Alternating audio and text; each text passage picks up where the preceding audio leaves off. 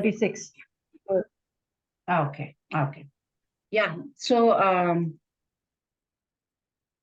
here it was, yeah, I was talking about the Vashishta Smriti. So under 6 circumstances, it is acceptable to kill. That was what I was trying to tell.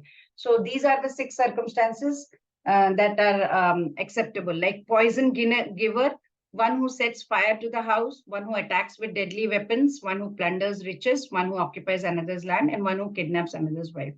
So these Kauravas had done all the 6 kinds of aggression. And in that, it is written very clearly in Vedas that it is acceptable to kill such people. So it was acceptable for Arjuna to kill them, right? So Arjuna is calling Krishna as Madhava. So that Krishna should not engage Arjuna, that would ultimately bring about misfortune. Why? Because Madhava, Ma means goddess of fortune, and husband of goddess of fortune is Krishna. So he's saying, goddess of fortune is there. Why are you ultimately trying to bring about misfortune for me, Krishna? You yourself are, Madhava. So please don't, you never bring misfortune upon anybody. So I am your devotee and friend. Why about it? Why should I get all this kind of misfortune? He is not able to understand this. These 6 kind of aggressors have no right to remain alive. And there will be no sinful reaction if we do that. So let's move on to the next one. Yes, Snigdha Mataji, Hare Krishna. Hare Krishna Mataji. Am I audible? Yes, Mataji. Yes, Mataji. O Janardana, although these men, their hearts overtaken by greed, see no fault in killing one's family or quarreling with friends, why should we can see the crime in destroying a family, engage in this act of sin? Hare Krishna. Hare Krishna. He was a proclaimed warrior. God knows what all battles he had won, right? But because of his righteous nature, he was avoiding violence wherever possible. He was, because he was so dharmic in nature, he was just trying to avoid violence wherever possible.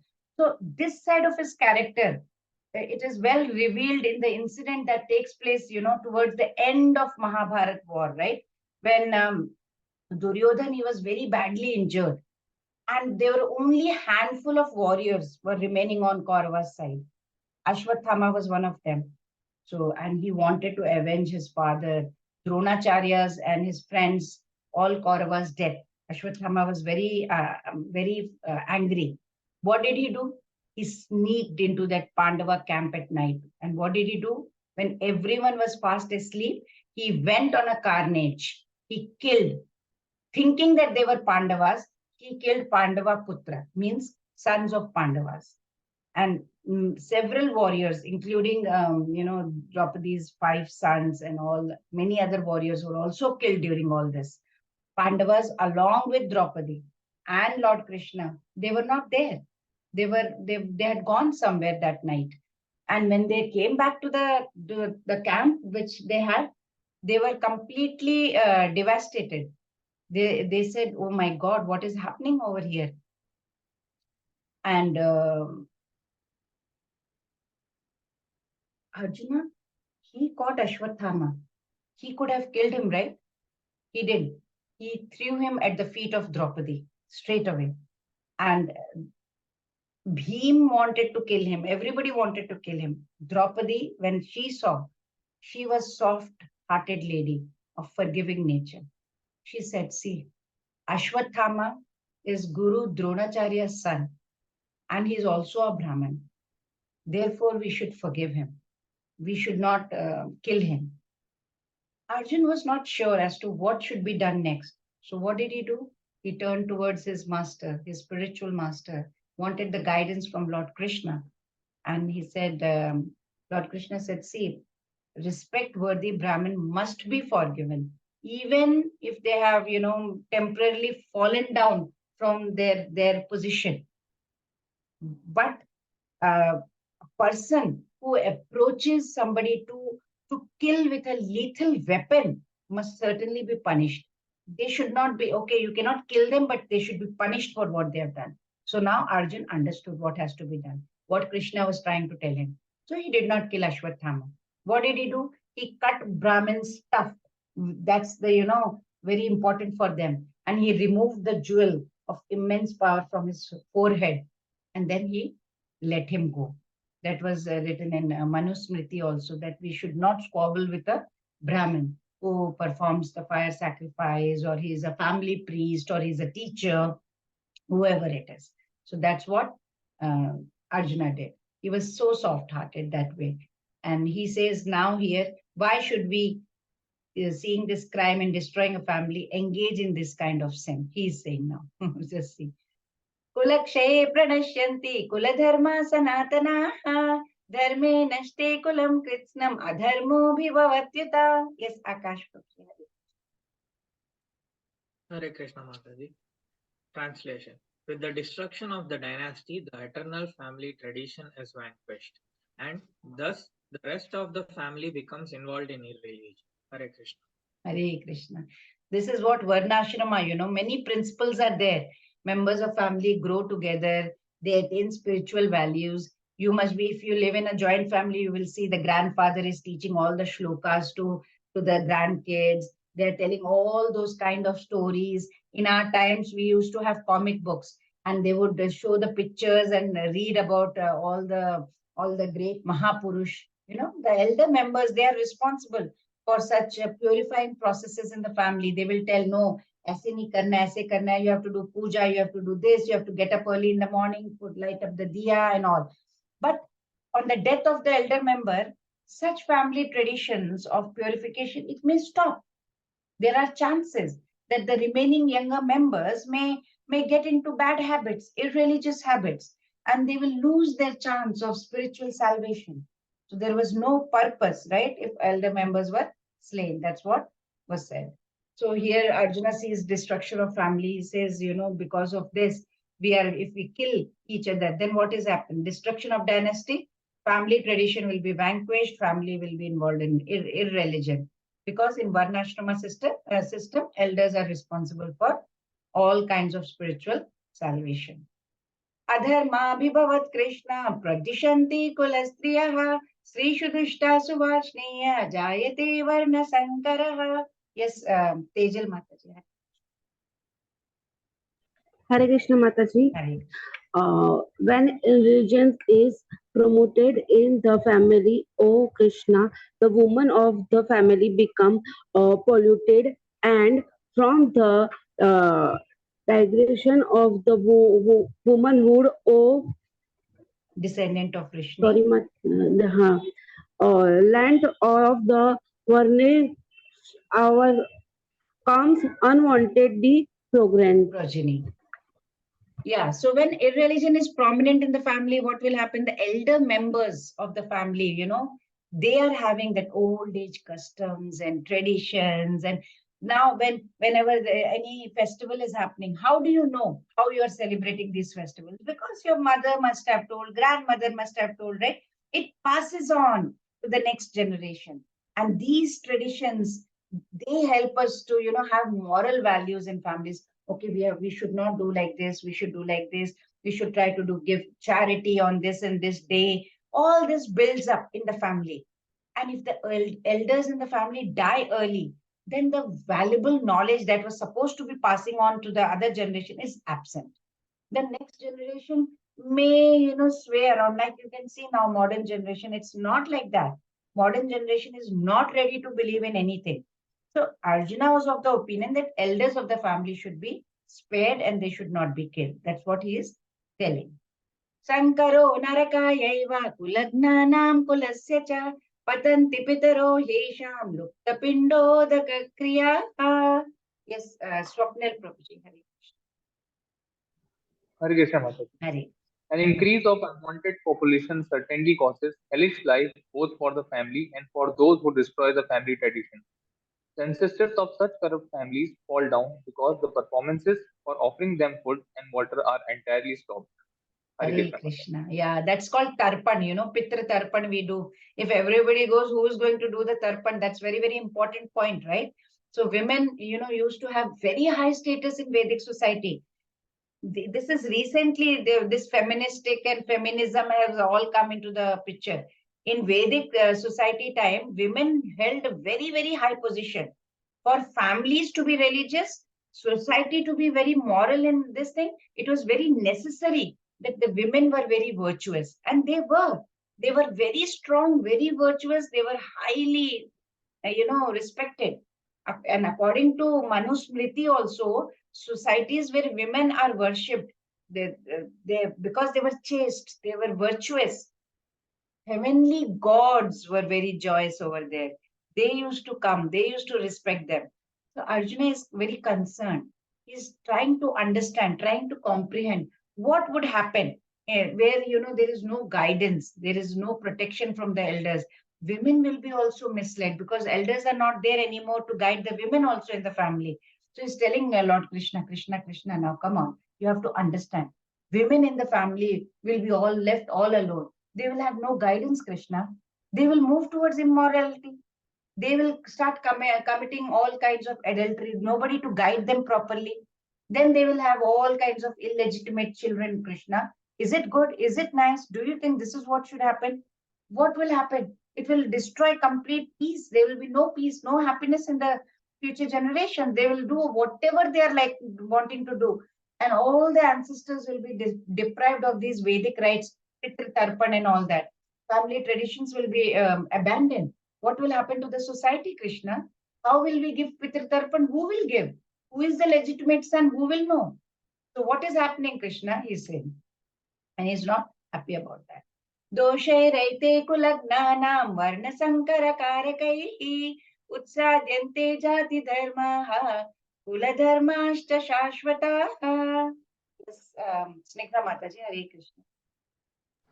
Hare Krishna Mataji. By the evil deeds of those who destroy the family tradition and thus give rise to unwanted children, all those of community projects and family welfare activities are devastated. Hare Krishna. Hare Krishna. So, evil deeds of those who destroy the family tradition. So, breaking of Sanatana Dharma. Sanatana Dharma is like complete Dharma. Eternal Dharma is Sanatana Dharma. Hindu Dharma is not, Hindu Dharma, Sanatana Dharma are not same. Hindu Dharma are having, it's according to the caste and all these things. Sanatana Dharma is eternal Dharma. That eternal Dharma is tradition. By irresponsible leaders of the society, if they are going to do this, if they are going to take over this, then there will be a lot of chaos in the society, Krishna, and everybody will forget the aim of life. The aim of life is to reach the God, Supreme Personality of Godhead. Everybody is going to forget what they are supposed to, why they are supposed to be here, what they are supposed to do over here. And such leaders, they will be completely blind.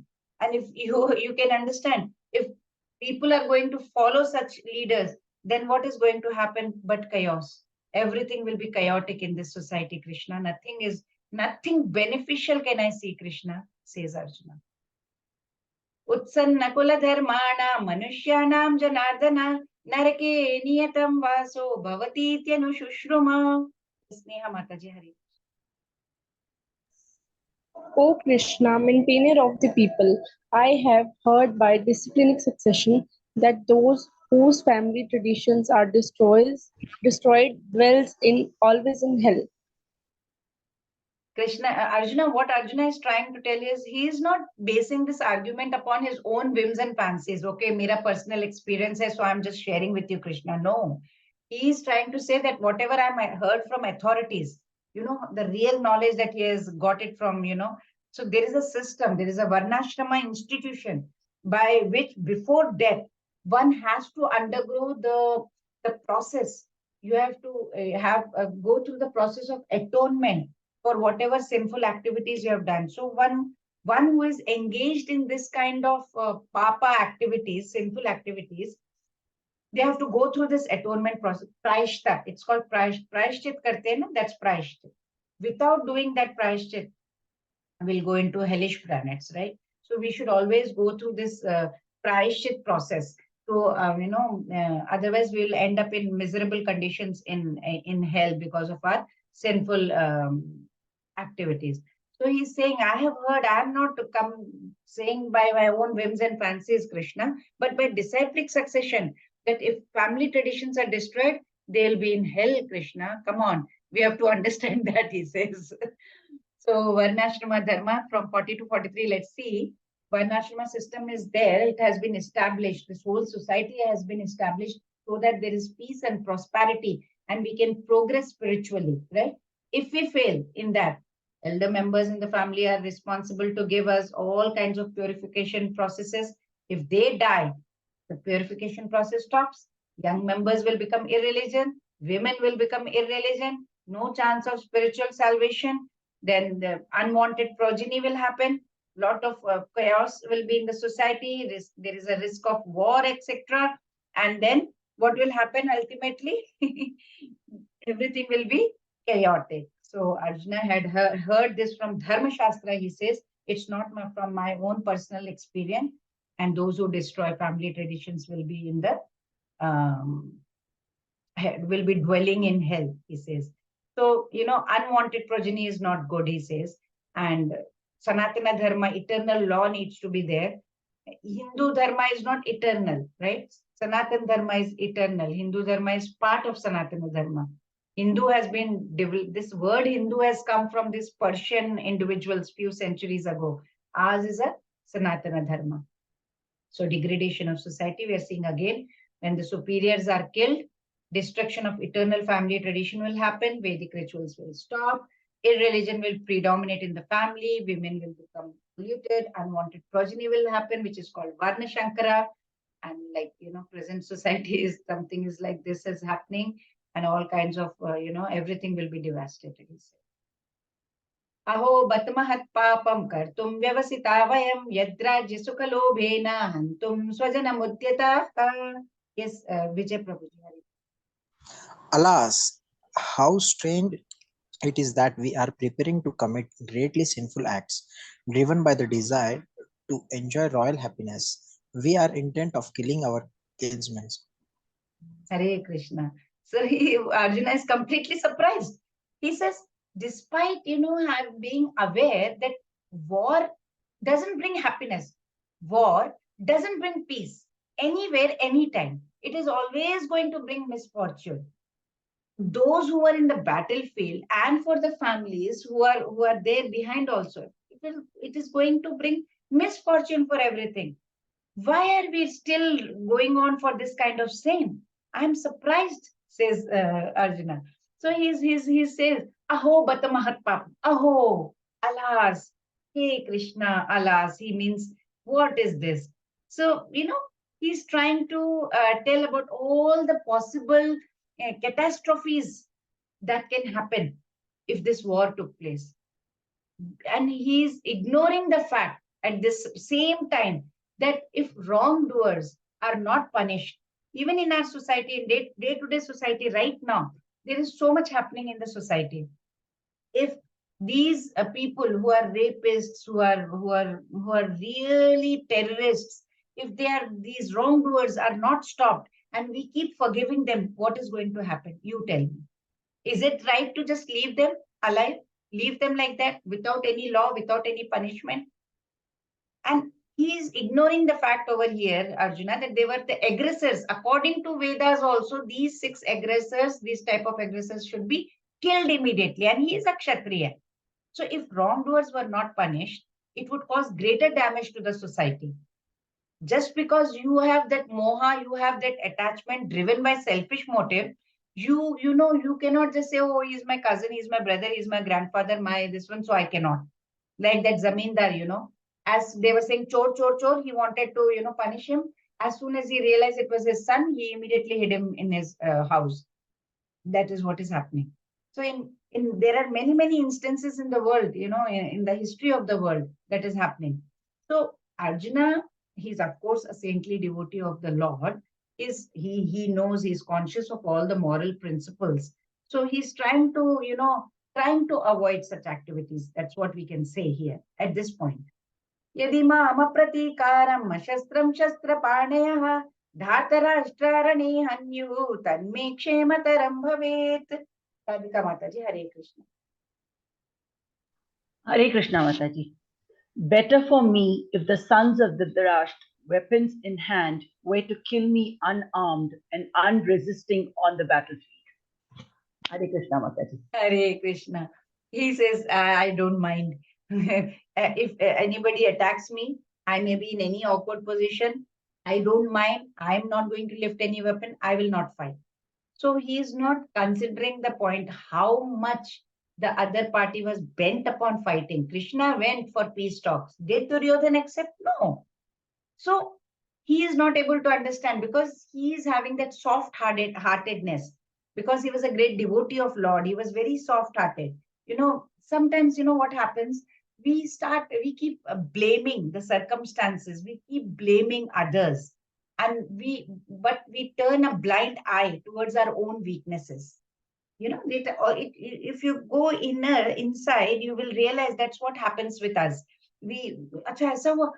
Because of that situation, because of him, because of that, but not because of our weakness. We will never accept that. So Arjun's justification over here for not killing his wicked cousins, his greedy cousins and relatives, was because of his own attachment, his own compassion towards him. That was his own weakness right now. So even though he felt it was a sin to kill them because they were his relatives and all, he did not realize that his sentiments were actually materialistic. It was not transcendental, right? He was blinded by that kind of compassion. He had forgotten that what is his dharma. He's a kshatriya, he's a warrior. The soldier at the border is not going to think, oh, ye bhi human hai, wo bhi human hai, I cannot lift the weapon. We have to go beyond the material body because we have to do our dharma. So his delusion had come to a point where he was willing to drop his weapons. He was allowing his enemy to kill him unarmed also. He said, I'm ready to be unarmed. So what does Sanjaya say? Eva muktarjuna sankhe ratopasta upavishat visrijya sasharam chapam shoka samvikna manasaha. Yes, Dharmi Mataji. Hare Krishna. Hare Krishna Mataji. Hare Krishna. Translation. Sanjaya said, Arjuna, having thus spoken on the battlefield, cast aside his bow and arrows and sat down on the chariot, his mind overwhelmed with grief. Hare Krishna Mataji. Hare Krishna. His condition was created by his own material attachment, right? And because of his own, folly, he was getting away from his duty. And completely unexpected behavior from someone who is, considered to be the greatest kshatriya. And in fact, before the battle, when both the parties were there, they were looking at what kind of army we have, mobilizing their armies and all, given a choice between the entire army, Yadu army, Narayani Sena, and unarmed Lord Krishna. Who did Arjuna choose? Lord. He had complete faith in him. And at this point, you can see who Arjuna was here. He was, right now he was bereft of spiritual knowledge. His celestial father was Lord Indra, king of heaven.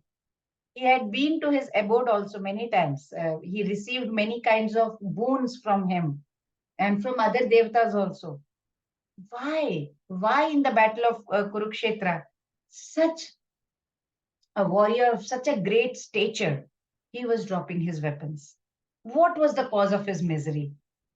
For the benefit for us, for our future generations, coming generations, Lord Krishna wanted him to, bring forth this knowledge of Bhagavad Gita. So intentionally, you can say, let's say intentionally, he was confusing Arjuna. Lord has created this kind of opportunity. So in this chapter, what did Arjuna do? He put forth all the different arguments and different kinds of justification he was giving why he should not be fighting this war. So in coming chapters, Lord Krishna will be elaborating as to why Arjuna's argument were not correct, were not appropriate, and we will see as we move ahead. So here, verses 44 to 46, Arjuna was scared of sinful reaction by killing his relatives. He says, better to die in the battlefield unarmed, and because of his soft-heartedness. And he was overwhelmed with grief. He put it aside and he sat down. So what were the saintly qualities of Arjuna? Soft-heartedness. He did not want to kill in exchange of 3 worlds. He was ready to forgive any kind of aggressor. He was considering evil consequences, even at the risk of, refusing to fight. And then he was very conscious, protecting family, traditions, morals. I should not be doing, what will happen to the traditions? He was ready to be killed unarmed, right? And custom, according to Kshatriya fighting principles, unarmed and unwilling foe should not be attacked. So he was not supposed to, but he kept down the bow. Such a kind and soft-hearted person, he is fit to receive the self-knowledge. So his reasons for not wishing to fight was compassion. Then what will I do? I will not be able to enjoy the kingdom at the cost of killing my relatives. No, no, no. Destruction of the family, the traditions, irreligion. The elders in the family will die. What will happen to the traditions? Saintliness, fear of sinful reactions. It's a sin. He was not able to decide actually what is better, what is not better. See, there are so many, things that we have to understand. They are like kind of, we say 16 samskaras, Manusmriti says, out of 40, there are so many others, but 60 major are there. So out of that, as you can see, we start with Garbhadhana, before conception. These are all samskaras that are very, very important in our life. Garbhadhana means gifting the womb. The samskara is performed when, couple is, united in holy matrimony. And this is the first thing. And after that, the second one is Pumsavan, third month of pregnancy. And before the fetus starts moving, before that ceremony. Then we have Simantam, right? Simantam is for what? When we have in the 5th month or 7th month, the husband parts the hair of the wife, and ceremony is performed for the health and long life of mother and the child, right? This samskara is like modern day, you can say baby shower. And then we have jata karma, natal rites, the bonding of father and the child. The father is, cutting the umbilical cord of the newborn child. Now in hospitals, they make the father cut it, even in Europe and foreign countries. And the father welcomes the baby by touching little bit of honey and ghee. Then Namakarnam, the naming of the child. In Vedic ceremony, the child is usually named 11th day or 21st day or like that, right? Namakarnam. Then we have next, what is that after Namakarnam? Nishkramana. Nishkramana, after that, taking the child out. Around maybe 4th month, they take it to the baby to the temple, generally to a nearby temple they take, right? And then Annaprasna, they feed it maybe around 6 months or so. They give rice. First time they give some rice to baby, solid food, you can say, cooked rice.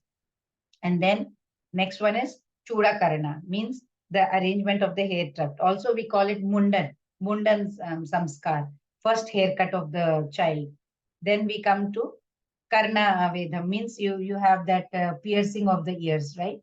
And then we have educational samskaras like Vidya Arambham. They learn the alphabet around the age of 5 or so. That's a ritual where they make them write on the rice. Goddess Saraswati, they worship, and she's worshipped to seek, and they seek the blessings for the child, right? According to in those days, they used to have Guru Shishya Parampara. Student would go to learn Vedas, right? They used to live with gurus as a part of his family, and they used to lead a very disciplined life. And then Upanayanam, thread ceremony, sacred thread ceremony, holy thread ceremony, Janev Sanskar, we say, right? Upa means close, Nayana means to bring. So it brings closer to the Guru or to the divine. Very, very important ceremony. It used to be performed, and now also some of them do it. Then we have Prashartha, means the first study of the Vedas. They begin to learn Vedas now. After Upanayanam, they start learning proper Vedic studies happening. Then what happens? Keshanta, means cutting the hair, Kesh Anta.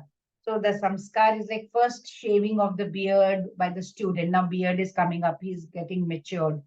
So, small amount of hair is coming. For girls, it is Ritu Shuddhi, means menstruation period starts for the girls. Then comes Samavartana, means end of student life. Graduation ceremony, we say in modern life, that kind. They return home. They used to return home from Acharya's ashram. For now, we have graduation ceremony. Those days, they used to have Gurukul. Then, of course, marriage samskara, which is Vivaha. Vivaha means marriage. That is, we all know, we have all seen that Vivaha Samskara. And the next is Antyeshti, means death ceremony, that last rites of the thing is performed. So these, 13th day, there is a feast and all that. Then all these are very significant, but in modern times, we are hardly following much. I think mostly maybe we are having Upanayinam or Vivaha Samskar, and then we are having shared death ceremonies happening, I guess, right? Okay, let's go to the summary. So Arjuna is a mighty warrior, and he's overcome with grief and pity. He's says that because of compassion, enjoyment, there will be no enjoyment. He was having a lot of compassion. We shouldn't be fighting. Then what will happen to the family traditions? And it is a sin, and he was not able to take a decision properly. Right? This is the he failed. He failed in strength. His mind became bewildered, and he gave up his determination to fight. And even though he was a mighty warrior. So with this, Krishna will give befitting answers in chapter 2, and we can see that. Vanchakalpatarubhyascha kripa sindhubhyayocha patitanam pavanebhyo vaishnavebhyo namo namah. Hare Krishna, Krishna Krishna, Hare Hare, Hare Rama, Rama Rama. Thank you, everyone.